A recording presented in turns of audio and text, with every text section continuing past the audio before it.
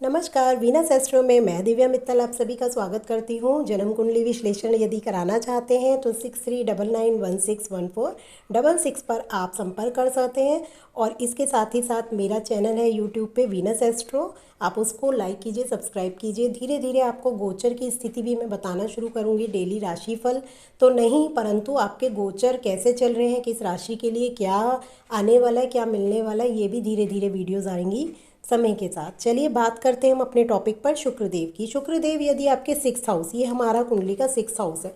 6th house आप सभी जानते हैं कि रोग रिपु शत्रु का होता है, थोड़ा नेगेटिव हाउस कहलाया जाता है। अब शुक्रदेव यहाँ पे फंस गए हैं, क्योंकि अगर देखें तो कालपुरुष की कुंडली में ये नीच की अवस्था भी होती है, क्योंकि 6 नंबर में शुक्रदेव नीच के हो जाते हैं। तो जब शुक्रदेव नीच के होंगे तो आपको किसी तरीके से जैसे गुप्त अंग में परेशानी क्रिएट कर सकते हैं। ये सारी चीज़ें शुक्रदेव दे सकते हैं। मधुमेह का रोग हो सकता है। ये जो शुक्रदेव जब छठे भाव से संबंध बनाते हैं तो बीमारियां इस तरीके की इंसान को दे देते हैं। तो ऐसे लोगों का जो प्रेम होता है वो भी सच्चा नहीं होता, ऐसा भी कह सकते हैं, क्योंकि शुक्रदेव प्रेम के ही कारक है। तो अब रोग रिपु शत्रु कैसे आएंगे? जब प्रेम सच्चा ही नहीं होगा तो आपके दुश्मन तो बनेंगे ही ना।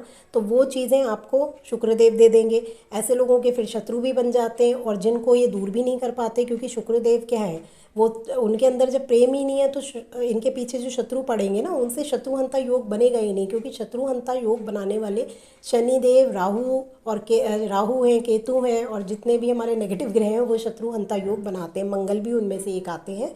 तो ये सारे, लेकिन शुक्रदेव कोई शत्रुहंता योग भी नहीं बनाते।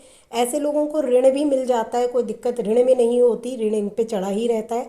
अब कितना उतार पाएंगे, कितना उसकी वो होगी, वो डिपेंड करेगा इनके शुक्रदेव के साथ साथ और ग्रहों की प्लेसमेंट पे। क्योंकि आप अगर ये देखें तो आपके धन भाव का स्वामी और आपके लाइफ पार्टनर का जो स्वामी बनता है वो आपके छठे भाव में आ गया। तो धन कहाँ चला गया? आपका धन सारा का सारा रोग रिपु और शत्रुओं में ही लग जाएगा। और आपका जो पत्नी दाम्पत्य सुख है वो किस में चला गया? रोग रिपु शत्रु, यानी आपके जो जीवन में जो आपकी लाइफ पार्टनर होगी उसी से आपके संबंध अच्छे नहीं बन पाएंगे। किसी ना किसी बात पर कलह कलह जीवन में बना रहेगा। शादीशुदा लाइफ में भी दिक्कत करेंगे। पत्नी एक तरीके से रोगों में घिरी रहेगी, कोई ना कोई रोग पत्नी को भी लग सकता है, परेशानियां आ सकती हैं। तो शुक्रदेव की जो 6th हाउस में प्लेसमेंट होती है वो दोनों ही तरीके से अच्छी नहीं होती, क्योंकि कालपुरुष की कुंडली कुंडली के हिसाब से नीच के भी हो जाते हैं। तो ऐसे में आपको शुक्रदेव के मंत्र जरूर जाप करने चाहिए। ओम शुम शुक्राय नमः का आप जाप कर सकते हैं।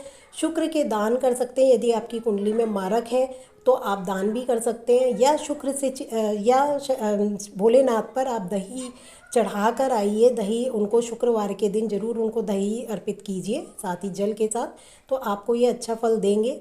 और शुक्र को सही करने के लिए माँ लक्ष्मी जी की इनको पूजा करनी चाहिए। पत्नी को सुख दीजिए।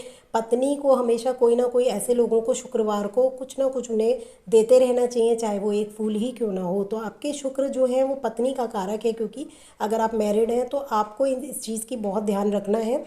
ख़ास तौर से ये जो चीज़ मैं बता रही हूँ ये पुरुष के लिए ज़्यादा वो करेगी, क्योंकि प्लैनेट जो है ये फीमेल प्लैनेट है। अब इसी के साथ अगर हम स्त्री की कुंडली में शुक्र यहाँ पे आ जाता है तो उनके साथ ये पति का कारक नहीं है, तो वो चीज़ नहीं आएगी। परंतु कहीं ना कहीं रिश्तों में तनाव दे देंगे, क्योंकि प्रेम का जो कारक है वो ही आपका 6th हाउस में चला गया है। तो आप इसे सही बनाइए और अच्छा करिए, क्योंकि ऐसे लोगों का थोड़ा शुक्र गड़बड़ ही कहा जाता है। तो जितना आप उसे मजबूत कर सकते हैं उतना करने की कोशिश कीजिए। मजबूत ये मंत्रों से ही होगा। मंत्र रोज पढ़िए। नमस्कार।